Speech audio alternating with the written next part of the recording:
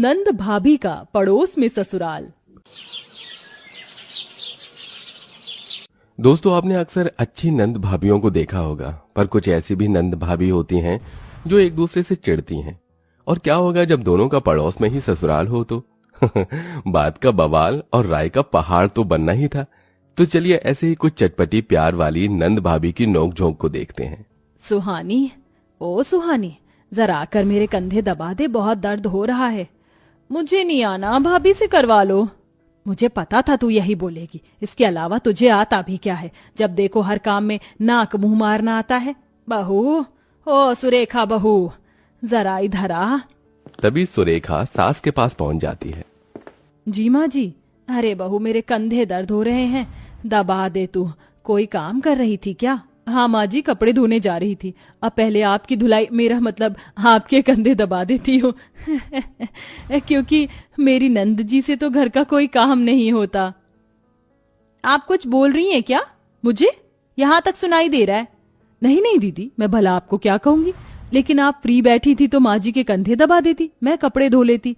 आप तो कपड़े भी नहीं धोएंगी क्या जोक मारती हैं भाभी आप? जब आपको पता है तो फिर? ये कामचोर नंद कभी भी मेरे काम नहीं आती। मेरे क्या, ये तो माँ जी की भी कोई बात नहीं सुनती, ऊपर से बैठे बैठे ऑर्डर देती रहेगी। बस फोन चलवा लो। भाभी, ऐसे घूर कर क्या देख रही हो? माँ के कंधे दबाना चालू करो। हाँ हाँ। फिर सुरेखा अपने सास के कंधे दबाने लगती है। दिन गुजरते हैं। सुहानी बहुत आलसी और घमंडी थी, जिस कारण वो घर में किसी की भी नहीं सुनती थी। ओए सुहानी की बच्ची, मेरा चार्जर कमरे में रह गया, जरा निकाल कर लिया।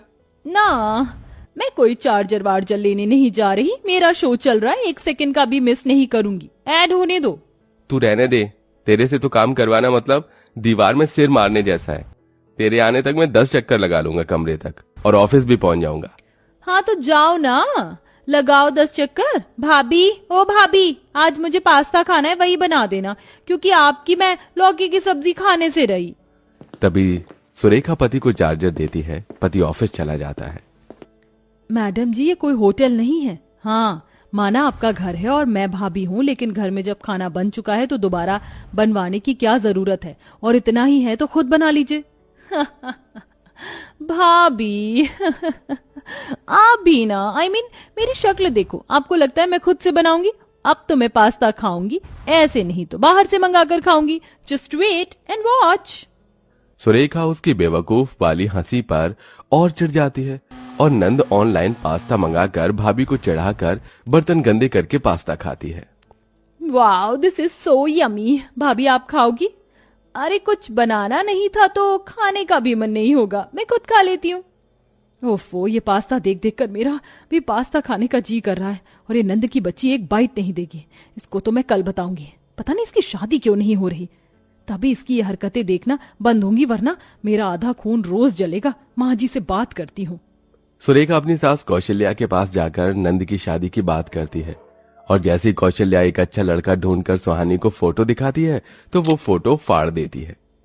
माँ, मैंने आपको बोला कि मुझे शादी करनी है या लड़का देखना है, बताओ। और वैसे भी अगर मैं शादी करूंगी भी तो अपने पसंद के लड़के से, उर्फ बॉयफ्रेंड से, जो कि पड़ोस में ही है, विक्की। मैं शादी करूंगी तो सिर्फ उससे, वरना बिल्कुल नहीं करूंगी। क्या? वो विक्की बॉयफ्रेंड शादी करने के बाद भी पड़ोस में रहेगी? भगवान, मुझे तो लगा ये कहीं दूर चली जाएगी जिससे मैं खुश रहूंगी, पर अब तेरा दिमाग खराब है सुहानी, तू पड़ोस में शादी करेगी। हाँ, एंड ये मेरा लास्ट डिसीजन है। ये सुनते ही सास बहू अपना माथा पकड़ लेती हैं, और फिर घर आकर सुभाष को सुहानी की शादी वाली बात पता चलती है, तो न चाहते हुए भी उन्हें पड़ोस में जाकर रिश्ते की बात करनी पड़ती है। रिश्ता तय हो जाता है और बहुत जल्द सुहानी विक्की से शादी करके पड़ोस में अपना ससुराल पा लेती है। तभी सुरेखा घर के काम धाम खत्म करके बिस्तर पर फैलकर लेट जाती है। वाह वाह वाह, चुड़ैल की बच्ची। अरे मैं अपनी माँ जी को ऐसे नहीं बोल सकती। अब गई वो पागल चुड़ैल नंद अपने ससुराल। अब मैं यहाँ आराम से रह सकती हूँ, पास्ता बना सकती हूँ, ऑनलाइन फूड खा सकती हूँ। अब यहाँ हम दोनों को भी डिस्टर्ब नहीं करेगी। जब देखो एसी में सोने के लिए हमारे कमरे में आ जाया करती थी। भाभी, ओ प्यारी भाभी, इतना आराम से कैसे लेटी हो? जरा मेरा काम कर दो। पागल हो गई हो क्या? ये आवाज मुझे आ रही है? लगता है उसके जाने के बाद इस कमरे में भी आवाज गूंज रही है। अरे ओ भाभी, कहाँ खो गई? मैं ही आपके पास आ गई हूँ, मेरी मदद कीजिए। मेरा जूड़ा खुल नहीं रहा, इसमें बहुत सारी पिन है, इसे निकाल दीजिए ताकि मैं सो पाऊं। विक्की मेरा इंतजार कर रहे हैं। जैसे ही उठ बैठकर सुरेखा अपनी नंद को देखती है तो उसके होश उड़ जाते हैं। तुम यहाँ कैसे? अरे भाभी, मैं आपकी पड़ोसन हूँ, सामने ही पड़ोस में ससुराल है, आ नहीं सकती क्या? मैं कौन सा लखनऊ गुजरात में रहती हूँ जो 2 दिन लगा कर आऊंगी? मेरी मदद कीजिए जल्दी। हाँ हाँ।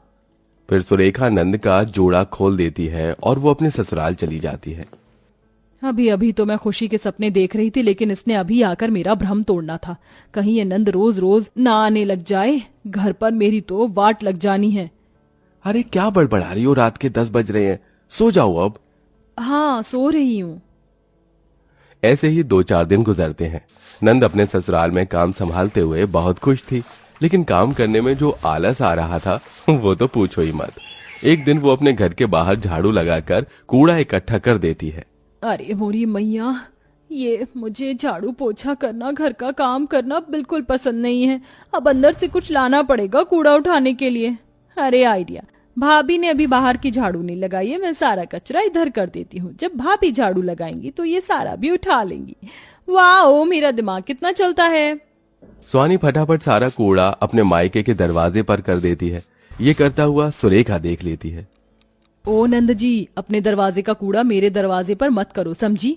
पर मैं तो यही करूंगी, आप झाड़ू लगाओगी तो उठा लेना। इतना चिल्ला क्यों रही हो? चिल्लाऊं नहीं तो और क्या करूं? अपना कूड़ा अपने पास रखो। क्या हुआ बहू, इतना शोर क्यों हो रहा है सुबह सुबह? माँ जी देख लीजिए, शादी हो गई है लेकिन इनकी आलसी वाली हरकतें अभी तक नहीं छूटी। यहाँ कूड़ा कर रही हैं। ओहो, बस करो तुम दोनों, सुबह सुबह यही बचा था क्या? चलो घर के अंदर जाओ, मैं उठा दूंगी। फिर सास वो कूड़ा उठा लेती है। 2-4 दिन गुजर जाते हैं। ओहो, आज तो मेरा खाना बनाने का बिल्कुल भी मन नहीं कर रहा। ऐसा करती हूँ, भाभी का खाना ले आती हूँ, वो और बना लेंगी, बस वो ना हो। सुहानी अपनी माँ के पास जाकर बहाना लगा देती है और भाभी का बना हुआ दोपहर का खाना सिर उठाकर ले जाती है और अपने ससुराल वालों को खिला देती है। ससुराल वाले खुश होते हैं। वहीं दूसरी तरफ सुरेखा रसोई में खाना ढूंढती है तो उसे कहीं कुछ नहीं मिलता है। माँ जी, अभी आपको पता है मैंने दाल मखनी, कोफ्ता और पूरी बनाई थी, लेकिन वहां पर अब कुछ भी नहीं है। सारा खाना कहाँ गया? बहू दोबारा खाना बना ले, वो सारा खाना तो तेरी नंद ले गई। क्या? माँ जी, आप ऐसा कैसे कर सकती हैं? उनकी शादी हो गई है, उन्हें अपने ससुराल वालों को खुद बनाकर खिलाना चाहिए।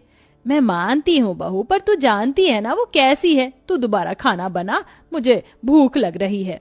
इस बात पर सुरेखा को बहुत गुस्सा आता है और वो गुस्से का घूंट पीकर दोबारा रसोई में परेशान होकर खाना बनाती है, जिसके बाद सब खाना खाते हैं। थोड़े दिन बाद सुहानी कभी चीनी मांगने आती है तो कभी चाय पत्ती और कभी बीमारी का बहाना बनाकर घर से खाना बनाकर ले जाती है। कुल मिलाकर बात की जाए तो नंद का पड़ोस में ससुराल होने की वजह से और बार बार घर आने से भाभी को और ज्यादा काम करना पड़ता है। एक रोज सुहानी अपने मायके का दरवाजा खटखटाती है। भाभी, ओ भाभी। अरे दीदी, अब आपको क्या परेशानी है? भाभी, अब हम दोनों जब पड़ोस में ही हैं तो मेरी मदद करो। क्या है ना, मेरे घर पर 4 मेहमान आ रहे हैं, दही भल्ला और रवा डोसा मुझे बनाना नहीं आता, घर की सफाई भी करनी है, तो आपकी जरूरत है। हाँ बेटा, आज बहू अकेले नहीं कर पाएगी और मेरे में तो ताकत ही नहीं है। जी करती हूँ। हे भगवान, आप मुझे शांति मत देना, ये नंद मुझे ऐसे ही परेशान करती रहेगी। फिर सुरेखा को अपनी नंद के घर पर साफ सफाई और खाना बनाना पड़ता है, जिसे वो बहुत परेशान होती है कि बीच बीच में नंद अपने मायके आकर अपनी माँ को भाभी के खिलाफ भड़काती है। ये होता हुआ सुरेखा सुन लेती है और बोल पड़ती है। माँ जी, माफ कीजिएगा, पर मैं चाहती हूँ नंद जी को इस घर से धक्के मार के निकाल दूं, क्योंकि अब मैं और नहीं सह सकती। क्या हुआ बहू? क्या हुआ? आप ये बताओ क्या क्या नहीं हुआ? दीदी को अपने ससुराल गए 1 महीना पूरा नहीं हुआ, पर उन्होंने जाने के बाद भी मुझे परेशान करना नहीं छोड़ा। कभी अपना जूड़ा खुलवाने मेरे पास आ रही हैं, कभी कूड़ा मेरे दरवाजे पर कर रही हैं, कभी मैं उनका खाना बनवाने जा रही हूँ, कभी वो मेरे घर का खाना ले जा रही हैं, मुझे दोबारा खाना बनाना पड़ रहा है, और भी बहुत कुछ। फिर दीदी यहीं पर आकर मेरे खिलाफ आपके कान भर रही हैं कि भाभी कोई काम नहीं करती, घर यूं ही पड़ा रहता है। इतने दिन से क्या अंडा दे रही थी मैं? मदद नहीं थी वो? ऐसा है, दीदी इतनी अच्छी हैं तो मैं जा रही हूँ अपने ससुराल। ये कर लेंगी यहाँ पर काम, क्योंकि पड़ोस में है ना ससुराल इनका। और एक बात, दीदी रोज रोज आना जाना सही नहीं होता, फिर घर में कलेश ही होते हैं। ये सारी बातें एक बार में नंद को चुभ जाती हैं और उसे उसकी गलती का एहसास करवाती हैं। सॉरी भाभी, I am really very sorry. मैंने आपको शादी से पहले तो परेशान किया ही था, लेकिन शादी के बाद भी कर दिया। मुझे ऐसा नहीं करना चाहिए था। आपकी जगह मैं होती तो पता नहीं क्या करती, लेकिन आप तब भी मेरी मदद करती गई और उसके बाद भी मैंने आपको नीचा दिखाया। माफ कर दीजिए भाभी, आप कहीं मत जाइए। सुहानी को अपनी गलती का एहसास होता है, जिसके बाद सुरेखा उसे माफ करके गले से लगा लेती है और अब पड़ोस में रहकर नंद अपनी घर गृहस्थी में ज्यादा ध्यान देती है और सब कुछ ठीक हो जाता है।